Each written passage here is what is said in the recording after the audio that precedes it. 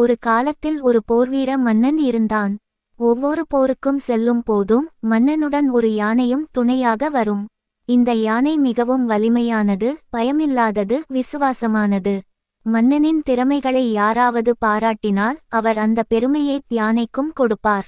ஆனால் இப்போது நிலைமை முற்றிலும் மாறிவிட்டது. யானைக்கு வயதாகிவிட்டது, அதனால் போர்களில் பங்கேற்க முடியவில்லை. இப்போது பெரும்பாலான நேரம் யானை காடுகளில் அலைந்து திரிகிறது. மன்னன் அவ்வப்போது வந்து அதன் நலன்களை பார்த்து கொள்வார். ஒரு நாள் இந்த யானை காட்டில் நடந்து செல்லும்போது மிகவும் தாகமாக உணர்ந்தது. அப்போது அருகில் இருந்த ஒரு குளத்தில் தண்ணீர் குடிக்கச் சென்றது. குளத்திற்குச் செல்லும் வழியில் ஒரு சதுப்பு நிலம் இருந்தது. ஆனால் யானை அதை கவனிக்கவில்லை. யானை முன்னால் நடந்து தெரியாமல் கால் தவறி அந்தச் சதுப்பு நிலத்தின் ஓரத்தில் மாட்டிக்கொண்டது. எவ்வளவுதான் யானை அதிலிருந்து வெளியே வர முயன்றாலும் அது மேலும் மேலும் உள்ளே சென்றது. அப்போது யானை உரத்த குரலில் பிளிரத் தொடங்கியது. யானையின் பிளிரல் அந்த காடு முழுவதும் எதிரொலித்தது. அப்போது பலரும் அங்கு ஓடி வந்தனர். மன்னன் தனது சிறந்த வீரர்களுடன் அங்கு வந்து சேர்ந்தார். அவர்களால் முடிந்தவரை முயற்சி செய்தனர். ஆனால் யானையை வெளியே கொண்டு வர முடியவில்லை. அது அவ்வளவு பெரிய மிருகமல்லவா.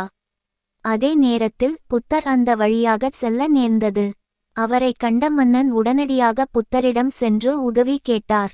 யானையின் நிலையைக் கண்ட புத்தர் மன்னனிடம் தனது சிறந்த வீரர்களை அணிவகுத்து நின்று போரில் யானையுடன் சென்றபோது ஊதிய அதே எக்காளத்தை ஊதுமாறு கூறினார். அவர்கள் எக்காளத்தை ஊதினர். அந்தச் சத்தம் கேட்டதும் யானையின் மனநிலை மாறியது.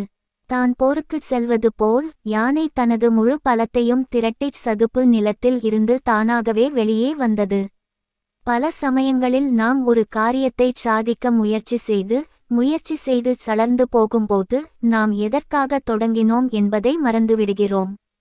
நீங்கள் எங்கிருந்து இங்கே வந்தீர்கள், இங்கு வர நீங்கள் எவ்வளவு கஷ்டப்பட்டீர்கள், எதற்காக இதை தொடங்கினேன் என்ற எண்ணம் உங்கள் மனதில் எப்போதும் இருக்க வேண்டும்.